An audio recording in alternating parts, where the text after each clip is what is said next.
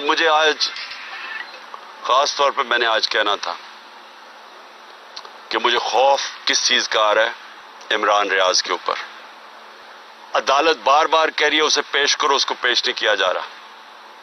مجھے خوف یہ ہے کہ اس کے اوپر بہت تشدد کیا گیا ہے، اور جو تشدد کیا گیا ہے اگر وہ زندہ ہے تو وہ اس عدالت کے سامنے نہیں لا رہے، کیونکہ اس کی جب عدالت کے سامنے اس کی حالت دیکھی جائے گی تو اس لیے اس کو چھپایا ہوا ہے۔ مجھے خوف یہ ہے کہ وہ شاید زندہ بھی نہ ہو، اور میں آپ ساری صحافیوں کو کہتا ہوں کہ پہلے ارشد شریف کے اوپر وہ ریاکشن نہیں آیا جو آنا چاہیے تھا۔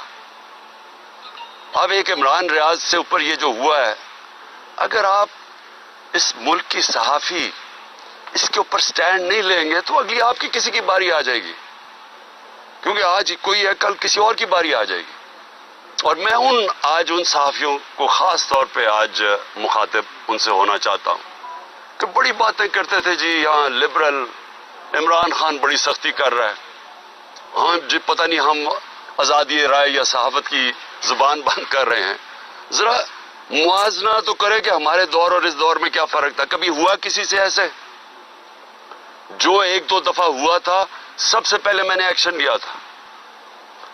متی اللہ جان تو ہمارے اگینسٹ تھا، لیکن جس دن مجھے پتا چلا اسے اٹھایا گیا اگلے دن میں نے اسے کہا رہا کرواؤ۔ ہم نے کبھی کوشش نہیں کی کہ صحافیوں کی اس طرح کیا جائے جو آج ہو رہا ہے۔ موحد پیرزادہ باہر بھاگ گیا، صابر شاکر باہر چلا گیا، آفتاب اقبال اس وقت ملک سے باہر چلا گیا، یعنی اس طرح تو کبھی بھی نہیں ہوا۔ ٹی وی چینلز کو بند کر دیا۔ آج یہ ٹی وی کیوں لائیو نہیں دکھا رہا؟ کیونکہ ٹی وی تو صرف ایک چیز دیکھتا ہے، ویورشپ۔ کس کے دکھانے سے ویورشپ اوپر جاتی ہے؟ تو یہاں ویورشپ تو اس وقت سب سے زیادہ یہاں ہے زبان پاک کی، لیکن دکھائیں گے نہیں۔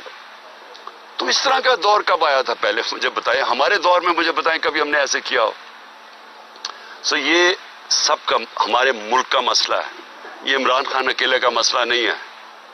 عمران خان تو کھڑا رہے گا، جو بھی ہوتا جائے، ساری زندگی وہ آخری گیند تک لڑنے والا ہے۔ لیکن میں اپنی قوم کو بتا رہا ہوں کہ یہ جدھر حالات جا رہے ہیں، یہ سارے آپ کے بچوں کا مستقبل تباہ ہو رہا ہے۔